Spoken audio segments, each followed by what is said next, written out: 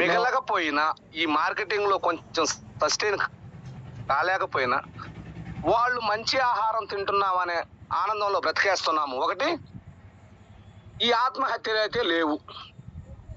ఎందుకంటే మనం మన ఆస్తులు అమ్మి ఇక్కడ వ్యవసాయం చేయట్లేదు, మన కష్టాన్ని నమ్ముకునే వ్యవసాయం చేస్తున్నాం.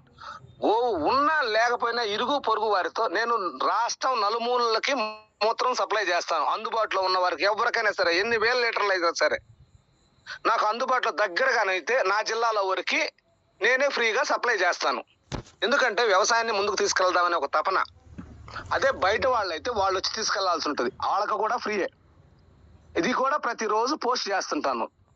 రాత్రి 1 గంటకు తీసుకెళ్లి ఒక రైతు తెల్లారి నేను కషాయాలు చేసుకుంటాను సార్ అంటే 60 కిలోమీటర్లు తీసుకెళ్లి దించొచ్చా. సరే, టాపిక్ డైవర్ట్ కాకుండా దీంట్లోకి వద్దాం. మార్కెటింగ్ విషయానికి వస్తే 80,000 అక్కడ వస్తే 50,000 ఖర్చులు పోతే 30,000 మిగులుతున్నాయి. సరే, ఇక్కడ 30 బస్తాలే బండని అనుకుందాం, 30 రోజులు 60,000 మార్కెట్కే అమ్ముకున్నాం అనుకుందాం. 25,000 ఖర్చులు పోతే 35,000 మిగులుతున్నాయిగా. మనకు లాజిక్ ఉందా ఇక్కడ? అవును. లేదు. దాన్ని బై ప్రోడక్ట్ చేసి నాలాంటి వాళ్ళని పట్టుకొని, ఇక్కడ రైతులు కూడా ఇంకోటి గమనించాలండి, పెడితే అందరూ ఒకే వెరైటీలు పెట్టకూడదు ఒక కమ్యూనిటీలో. దానికే ఎఫ్పిఓ కూడా ఒకటి క్రియేట్ చేస్తున్నాను. రమేష్ అన్న, నిన్నే నా చిన్న కొడుకుని సిఓగా ప్రమోట్ చేశాను. ఇక 2-3 రోజుల్లో ఎఫ్పిఓ కూడా ఫార్మేషన్ చేస్తాను. ఎందుకంటే మనంతా ఒక సమూహం కావాలి. ఇప్పటి వరకు ఏంటంటే ప్రతి వస్తువుకి కంపెనీ అనేది ఒకటి ఉంది. అలాగే రైతు అనేది ఒక కంపెనీ లాగా తయారవ్వాలంటే ఎఫ్పిఓనే. పలానా ఎఫ్పిఓ నుంచి ఏ ప్రోడక్ట్ కావాలో మనం కూర్చున్న చోటకి ఇంటర్నేషనల్ మార్కెట్ రావాలంటే ఎఫ్పిఓనే మార్గం. ఇండివిడ్యువల్ మార్కెటింగ్ అనేది ఇది వాళ్ళది. ఇప్పుడు నేను అనుకోండి, కరెక్ట్, 4 రకాలుగా ఇట్లా పరిగెత్తున్నాను కాబట్టి చేసుకోగలుగుతున్నా. అలా అందరు చేసుకోలేరు కదా, చేసుకోలేరు, అందరు రైతులు చేయలేరు. దానికని చెప్పి ఒక ఎఫ్పిఓ క్రియేట్ చేస్తున్నాను. తమ ఏరియాలో తమ పరిధిలో ఎవరైనా అక్కడ జాయిన్ అవ్వచ్చు. మీ ఏరియాలో ఎఫ్పిఓలు కానీ ఉంటే రాబో ఒక సంవత్సరం 1.5 సంవత్సరంలో ఎఫ్పిఓలకి చాలా విలువలు ఉంటాయి. ఈ ఎఫ్పిఓలు అనేది నేచురల్ ఫార్మింగ్ ఎఫ్పిఓలకి వెతికి కొంటున్న ఇంటర్నేషనల్ మార్కెట్లు. అవును, ఎఫ్పిఓ సంఘం మీద ఉంది. ఇది చాలా గుర్తుపెట్టుకోండి. మీ జిల్లాల్లో ఎవరైనా దూరం ఉంటే ఆ ఎఫ్పిఓలు ఏమున్నాయి, అది ఎక్కడ తెలుసుకోవాలనేది కూడా లాస్ట్ చెప్తాను. మీరు ఎక్కడ తెలుసుకోవాలనేది హార్టికల్చర్ ఉంది. హార్టికల్చర్ లో నాబార్డు వాళ్ళని కనుక్కుంటే మన మండలంలో ఏ ఎఫ్పిఓ ఉంది సార్, వాళ్ళలో మేము కూడా జాయిన్ అవుతామని బ్రహ్మాండంగా జాయిన్ అయితే కన్నా పిలిచి మీరు అడిగి జాయిన్ అవ్వండి. అది చాలా ఇంపార్టెంట్. ఎందుకంటే చాలా బలోపేతం అవుతున్నాయి. ఇది నరేంద్ర మోడీ గారి దగ్గర నుంచి. దీనికి మనకి ఎటువంటి రాజకీయము అవసరం లేదు. మీకు ఇంకోటి చెప్పనా, మార్కెట్ లో ఒక బిగ్ బీన్ కలవాలంటే, సపోజ్ సింపుల్ బిగ్ బీన్ కాదు, ఒక కలెక్టర్ గారిని కలవాలి అంటే ఒక రైతు, సామాన్య రైతు ఎంతో మందిని కాళ్ళు గడ్డాలు పట్టుకుని ప్రయాసపడాలి.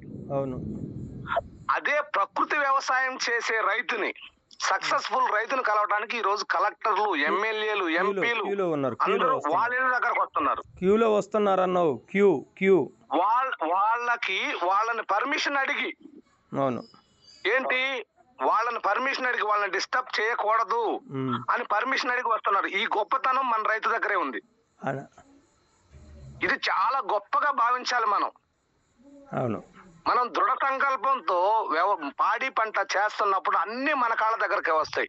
మనల్ని చూడాలనుకున్న వాళ్ళు మన ఫామ్కే వస్తారు, మనతో పలకరించాలనుకున్న వాళ్ళు మన దగ్గరకే వచ్చి కూర్చుంటారు. అలా ప్రపంచం క్రియేట్ అవుతుంది. ఇప్పుడు మీకు చెప్పాను, ప్రకృతి వ్యవసాయానికి కెమికల్ ఫార్మింగ్ కి వేరియేషన్ చెప్పాను. ఇక్కడ 5,000 ఎక్స్ట్రానే వస్తుంది. అదే మనం ఈ న్యాచురల్ ఫార్మింగ్ లో బై ప్రోడక్ట్, రా మెటీరియల్ కాకుండా బై ప్రోడక్ట్ అమ్మితే ఎంత వస్తాయి? 35 బస్తాలు కాస్త 70 ప్యాకెట్లు వస్తాయి బియ్యం. ఆడించిన వాడికి, ఏది రైస్ మిల్ ఆడించిన వాడికి, వాడి తౌడు వాడికి ఇచ్చేద్దాం మనం సర్వీస్ కింద. లేదు మనకు అవసరమైతే తెచ్చుకుందాం, కేజీకి 2 రూపాయలు అంటే బస్తాకు వచ్చేసి 150 రూపాయలు, దానికి చెల్లేద్దాం. తౌడుకి వర్కింగ్ ఛార్జీకి చెల్లేద్దాం. అది ఎక్కడైనా ఉండేదిలే సొసైటీలో, మన ఏపీ తెలంగాణలో ఉండేది. తీసేద్దాం. ఎన్ని ప్యాకెట్లు వచ్చినాయి మనకి బియ్యం? 70 ప్యాకెట్లు వచ్చినాయి. లేదు, ఒక 5 బస్తాలు నూకలే తీసేయండి, 10 బస్తాలు తీసేయండి, 60 ప్యాకెట్లే వచ్చినాయి అనుకుంది. 60 2500 ఎంత? 1,50,000 అయిందా? అవును. లేదు, 2,000 అమ్మగలవా? 12, 1,20,000. లేదు, 1,500 అమ్మగలవా? అవును, 95. 90. అంటే ఇక్కడ వేరియేషన్ చూడండి. 60,000 నుంచి 90,000కి వచ్చిందా? లేదు, మార్కెట్ లో 1,500 రూపాయల బియ్యం చొప్పున అమ్మినా వచ్చిందా? 90,000. చీప్ అంటే చీపు. అంటే వస్తువుకి విలువ జోడిస్తే ఎంత విలువ వచ్చిందో ఒకసారి ఆలోచించారా? అవును. పోని మన బియ్యం తీసుకెళ్ళి, మనం ప్రకృతి వ్యవసాయం తీసుకెళ్లి మార్కెట్ లో ఇస్తే వాళ్ళు ఏమన్నా సపరేట్ గా మాల్స్ లో ఏమన్నా 1,500కి అమ్ముతారా, లేకపోతే 2,000కి అమ్ముతారా? వాళ్ళు 2,000కి అమ్ముతారు.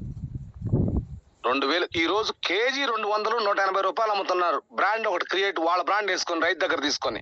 దయచేసి షాపింగ్ మాల్స్ కి ఎవరు అమ్మవద్దు. అమెజాన్, ఫ్లిప్కార్ట్ కి ఇవ్వవద్దు. ఎవరి ప్రపంచాన్ని వాళ్ళే సృష్టించండి. ఇది ఈ రోజు నుంచే స్టార్ట్ చేయండి. చేయని వాళ్ళు ఈ రోజు నుంచి స్టార్ట్ చేయండి. చేత కాని వాళ్ళు నన్ను సలహాలు అడగండి, చెప్తాను. ఇదే సింపుల్ రూట్. నేను చేసిన రూట్ ఇదే. ప్రతిరోజు కొత్త వ్యక్తిని, దొరికిన వ్యక్తిని మన ఫోన్ లోకి తీసుకోవటం, మన విషయాన్ని తనకు వ్యక్తపరచడం. వ్యక్తపరచడం అంటే ఇంత వేదిక మీద కాదు, పర్సనల్ గా ఫోన్ కు పంపించేసేయటమే మెసేజ్. అవును. మొదట చదవడు, స్కిప్ చేస్తా ఉంటారు ఎవరో ఈ పిచ్చి మాధవ్ అని. తర్వాత ఆగుతారు, మాధవరావు ప్రకృతి వ్యవసాయం అంటారు. అప్పుడు కూడా స్కిప్ చేస్తారు కొద్ది రోజులు. తర్వాత తనకి ఏదో ఒక డాక్టర్ దగ్గరకో, లేకపోతే ఇంకో పేషెంట్ ఏదన్నా సమస్యలు వచ్చో తను తీసుకెళ్ళినప్పుడు మంచి ఆహారం అనగానే మాధవరావు గుర్తొస్తాడు. ఎందుకంటే డైలీ స్క్రోల్ అవుతా ఉంటాడు కదా. అవును. ఇప్పుడు రోజు తాగే థమ్సప్ మనకు తెలియదా? రోజు వాడే సంతూర్ సబ్బు మనకు తెలియదా?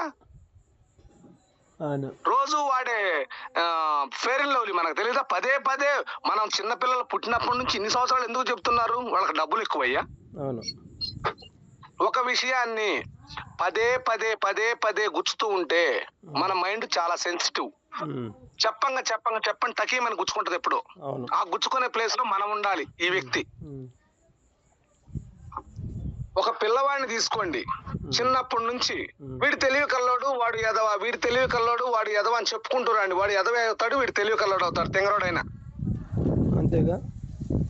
మంచివాడిని వదిలేసి చెడ్డవాడిని కనిపించినప్పుడు వీడు మంచివాడు, వాడు వినకుండా, రెండో వాడు వినకుండా మంచివాడు అని లాక్కోరా.